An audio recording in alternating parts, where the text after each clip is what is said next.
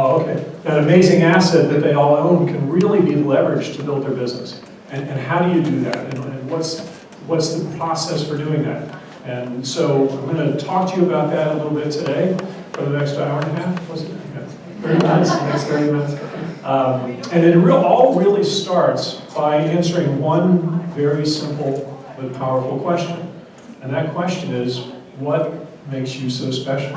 What makes you as a brand so special? That's the question that we always start with. And that's exactly the question that I help organizations answer every day. See, I love really going in and discovering what it is about these organizations that they have. What is it? What are the equities, what we would call brand equities, that they already possess that can be turned into something much more powerful? It's a process, it's a skill that I've developed over the years, and I've done it professionally as well as personally. On the personal side, a quick little story for you. Years ago, my wife and I were moving here from Rochester, New York, and we're looking to buy a home for our young family. And we didn't have much money, but we knew that the wisdom of location, right? So we found a house right up in Weston that could best be described as, well, let's say, having great potential. Now, it wasn't quite that bad, but it was really close. And I can still remember when we closed on the house and our realtor proudly handed us the keys, and we drove over there, and I went back, and my wife was sitting in the car, crying. She wouldn't get out of the car. 4 months pregnant on top of it at the time, and she just looked at this house and said, what in the world were we thinking? You know, and what is it? You know, Glenn, what do you see here that no one else is seeing? This thing's been on the market for a year. You know, why in the world did you convince me to buy this?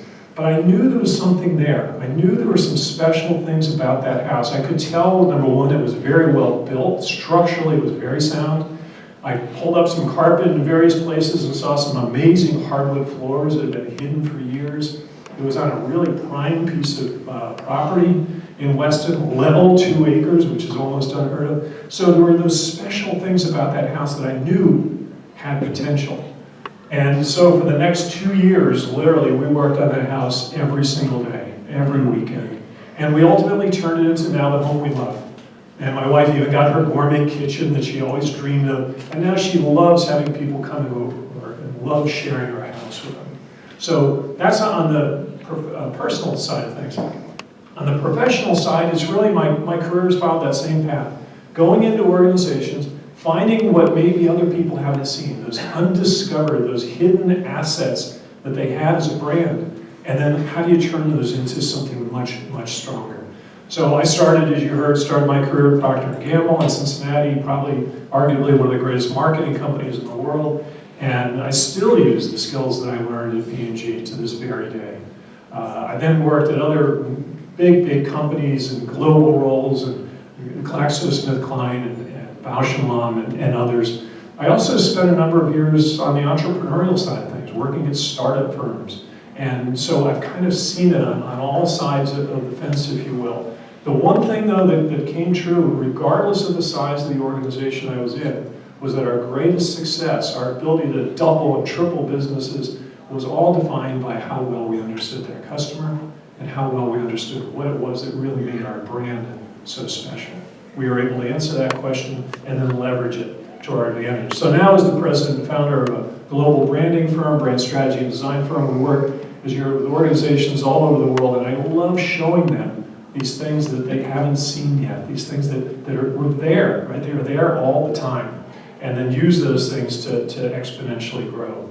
So it doesn't matter if your organization is big or small, doesn't matter where you're located. If you want to attract more customers, if you want to improve your market share, if you want to build your revenue, if you want to increase loyalty, not only among your customers, but among your employees as well, then it all, again, from our perspective, from my perspective, starts by answering that one simple but powerful question. What is it that makes you, your brand, so special? So that's the thing that I want to talk about today. You know, a lot of people you'll hear, especially nowadays, they're saying, your key to success is spend more, right? Do more in advertising, do more social media, up your SEO, do more promotions. Well, I'll tell you that until you understand what makes your brand special, you're wasting money. You're wasting money because your marketing is not as effective, it's not as efficient as it could be. So answering this question is the key to true business building potential.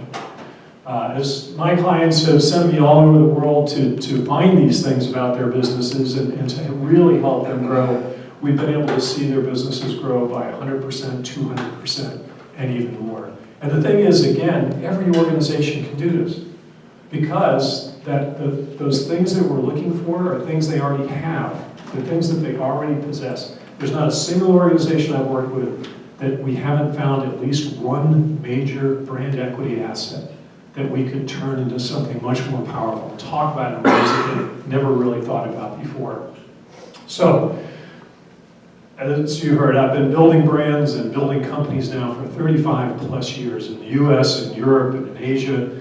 And there's three things that I've learned most fundamentally through that experience. One is you build a stronger brand, you build a stronger business.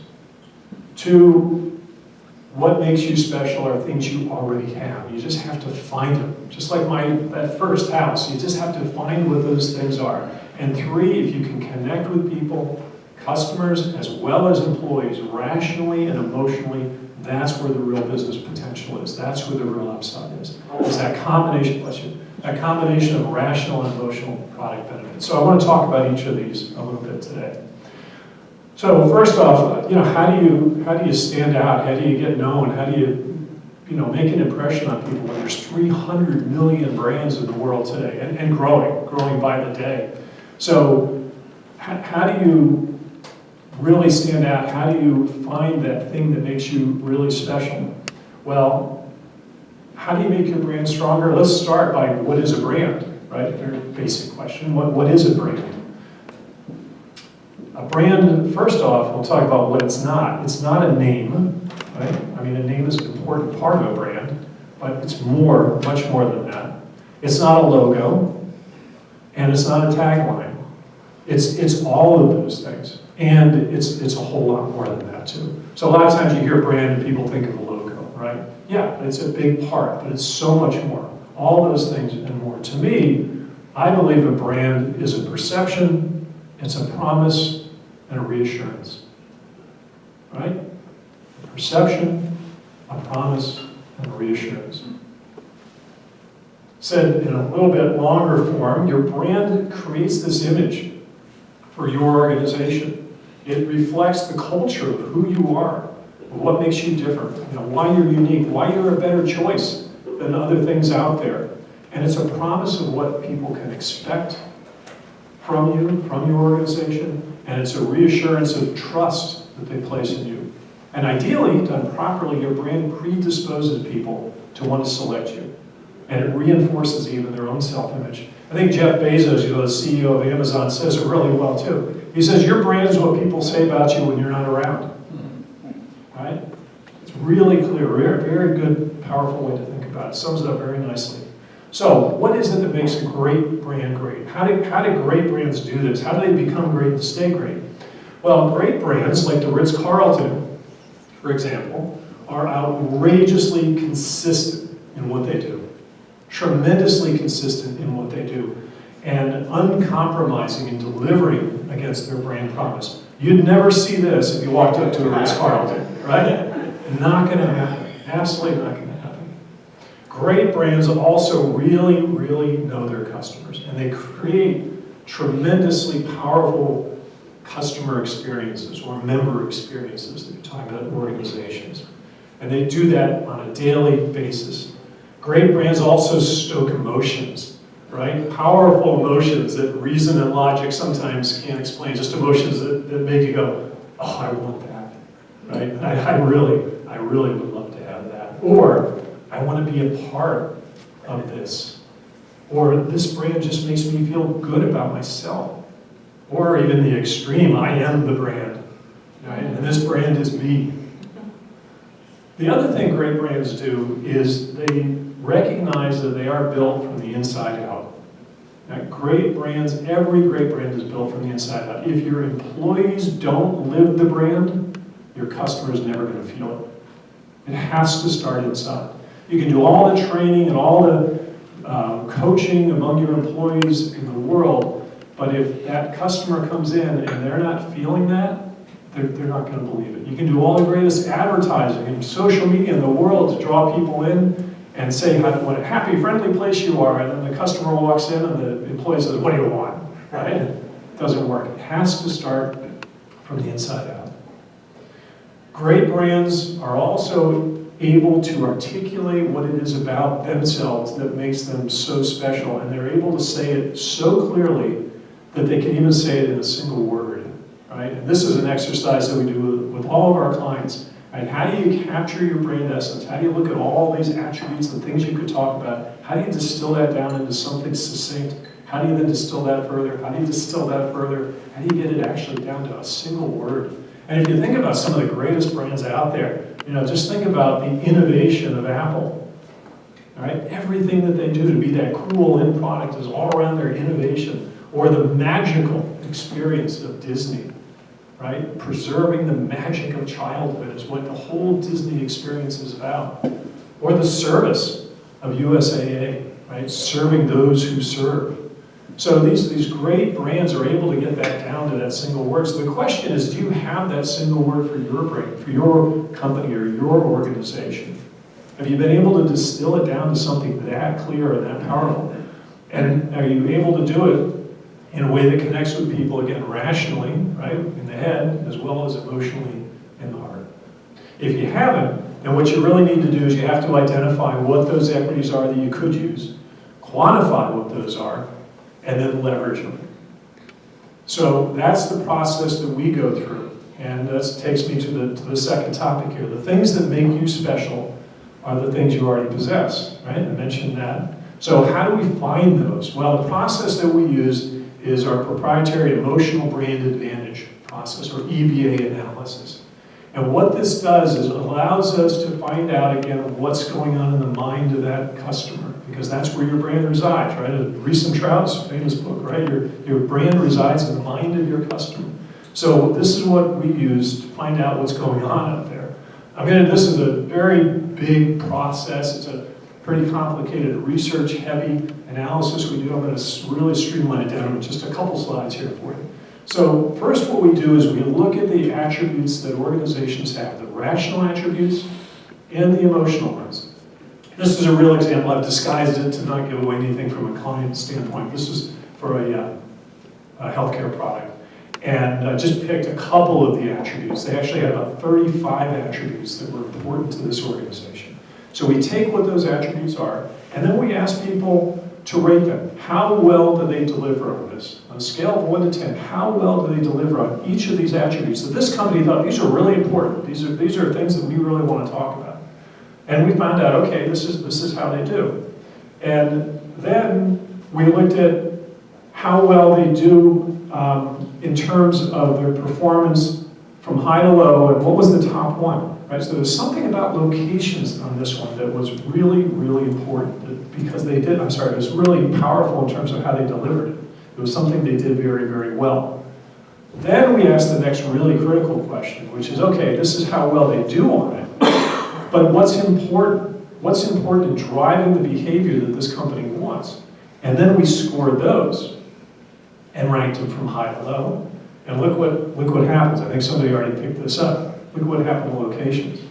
Last on the list, right? So they do extremely well, but people don't care in terms of new acquisition. So then we put those two things together, and then we really start to get a snapshot of what is going on with this company, because now we can see the red are the things that drive the behavior that that company wants from that customer base, from high to low.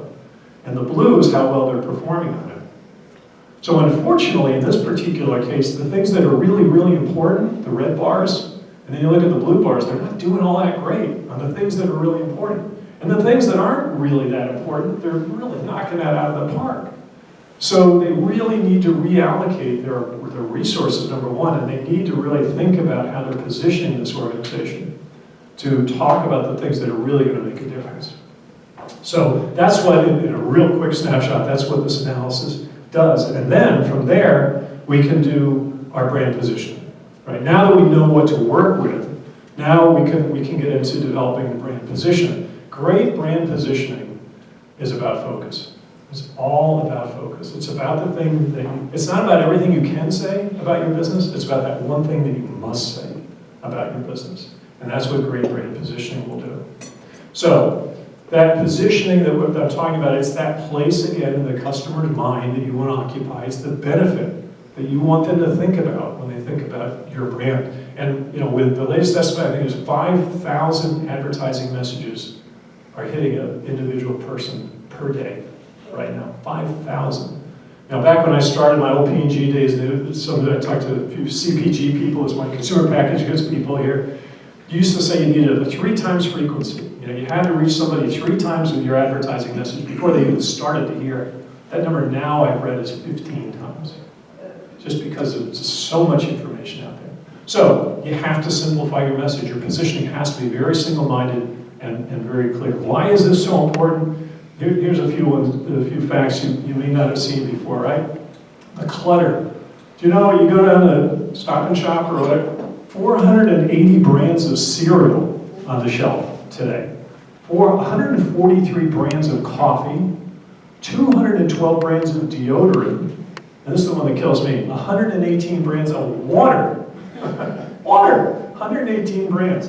So if you're gonna stand out, if you're gonna get known, if you're gonna be noticed, you've got to say, if you're lucky, get one thing across. Make one thing heard, make one thing clear. Otherwise, you're gonna get lost in the crowd. So your brand positioning should address those things I mentioned earlier. Who are you? What do you stand for? What makes you unique? Why you're the best choice? And how do you express that?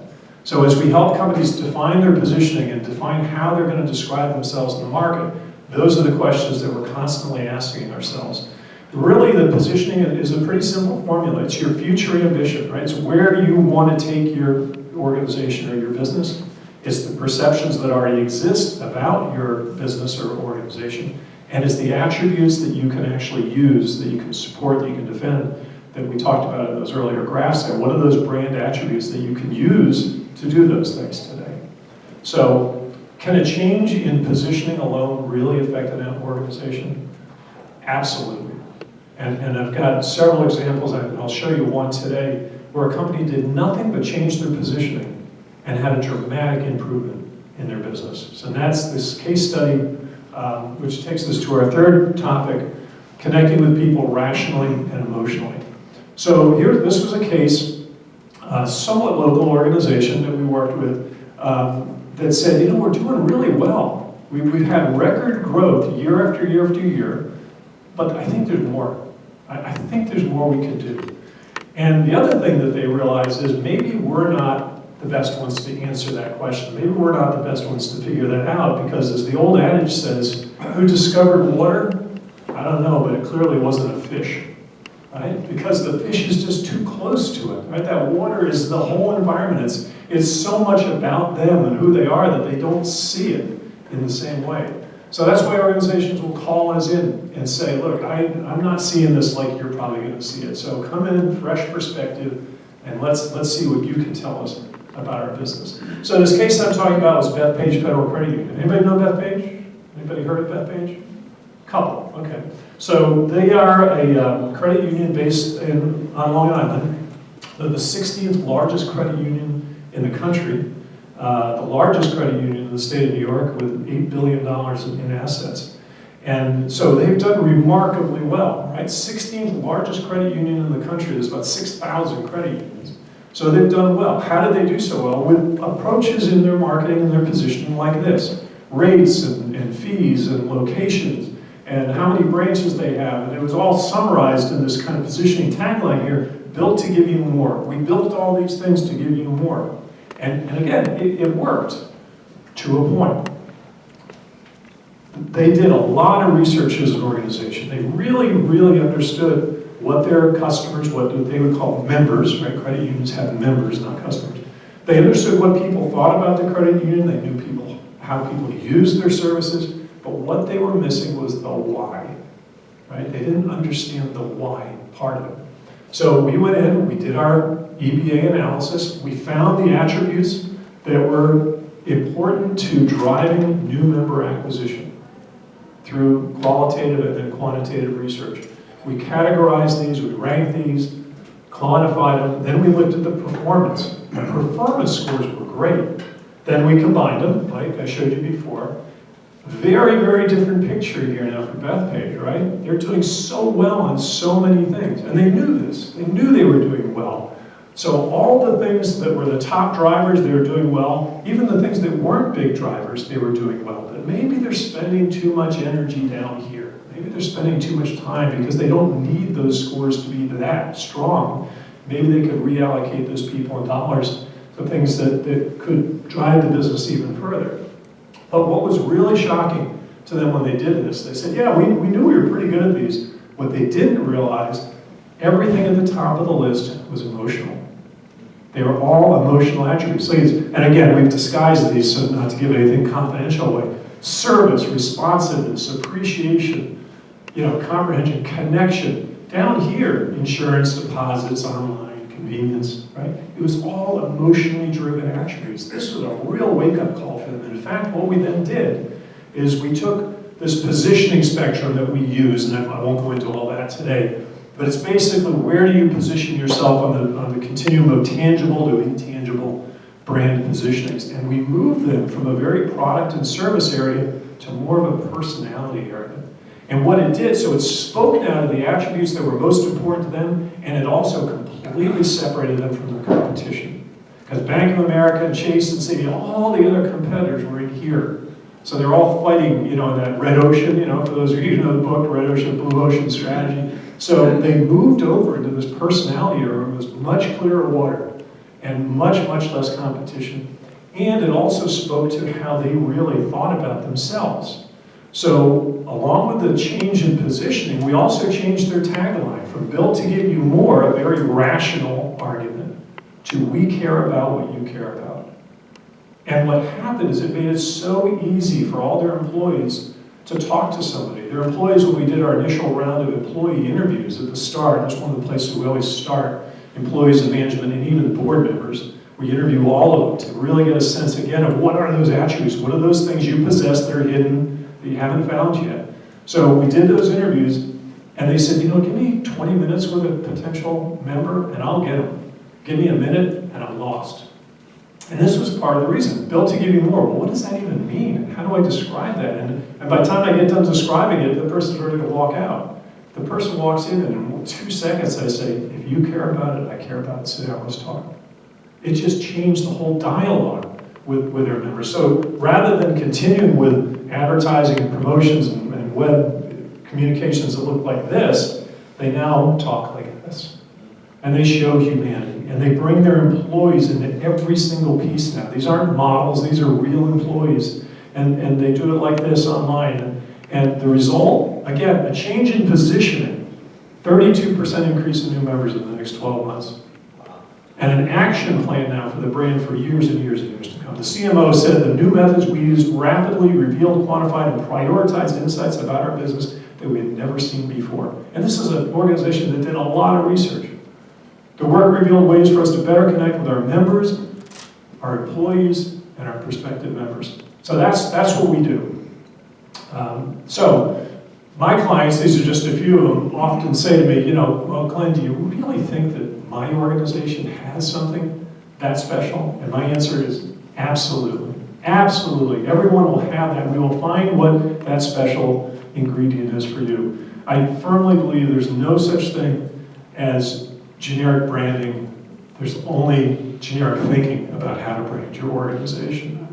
So I always tell our clients, I want you to picture that day. Just close your eyes. Picture that day when every marketing dollar you spend has a greater return. Right? Picture that day when customers are seeking you out rather than you having to chase them. And picture that day when your organization has achieved exponential growth as a result of you discovering something that you had all along. It was sitting there right in front of you the whole time. So recently, Gary, a person who attended one of my 5-day Ultimate Brand Potential online workshops, said to me, well, when is the best time for us to do this? When is it really a good time? And my answer is quite simple. Every time you run an ad, every time you're active on social media, every time you do a promotion, without first knowing what it is that makes you special, you're wasting money. So do it as soon as you can. Do it absolutely as soon as you can. And as you do it, as you try and define what it is that's unique and special and motivating and different about your brand, why you're a better choice, remember to keep asking yourself those key questions that your customers want to know, right? Who are we? What do we stand for? What makes us unique? Why are we a better choice? Those are the things that brand positioning that you develop really, really need to answer. And remember to keep in mind how the great brands have done this, right? They understand and they connect their customers and they connect rationally as well as emotionally.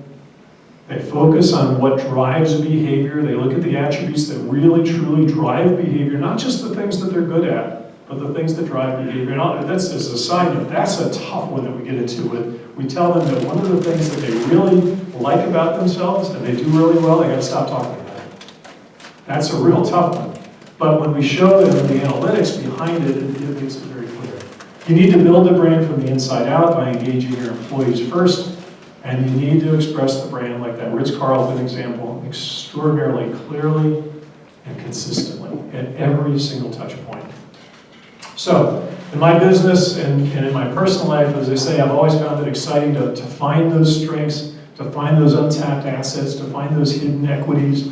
And I hope what I've described today will help every one of you that's involved in an organization or a business to maybe see how you can do that in your organizations as well. And believe me, once you do that, once you find what makes that brand so special, everybody that touches your business is going to be happy, right? Your ad agency, your PR firm, your social media group, your customer service team, your employee engagement group, whoever it is, when they have that stronger brand to work with, it just makes all their jobs so much easier.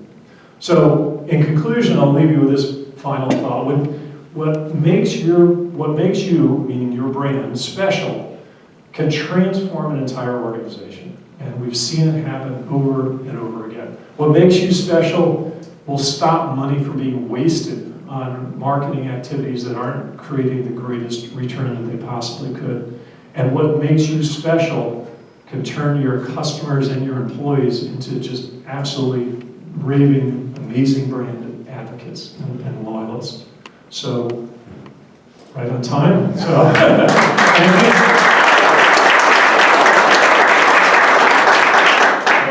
Thank you so much. So has anyone got any questions?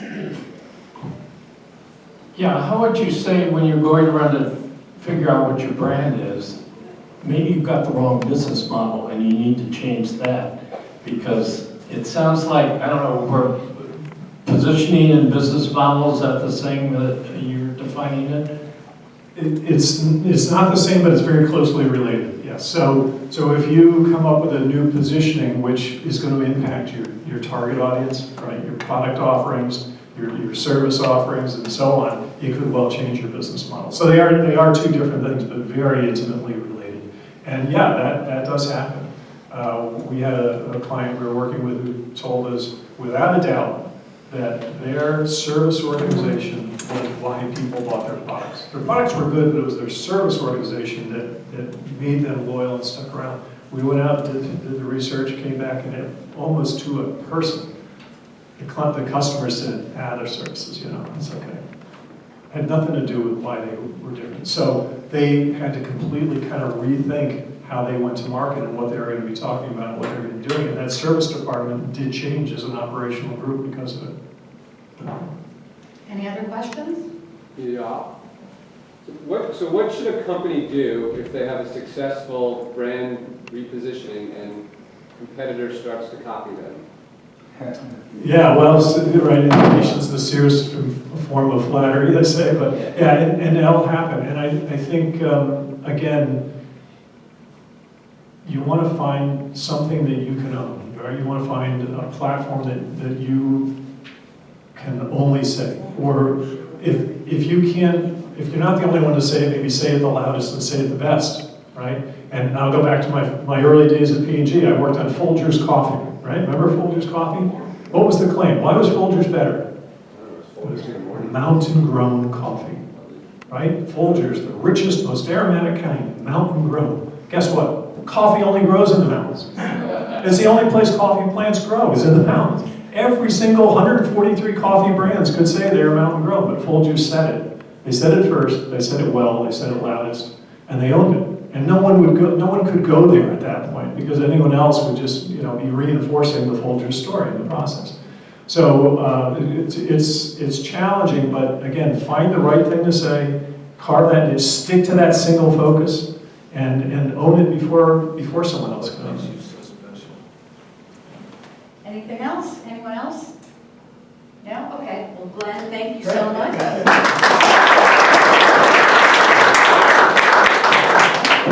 Don't leave yet, because on behalf of the Sunrise Rotary, we donate a book to the Westport Library in your name. So there's a plaque, and it is called Instagram Power, Build Your Brand and Reach More Customers with Visual Influence. Sure. So thank you so much. Thank you.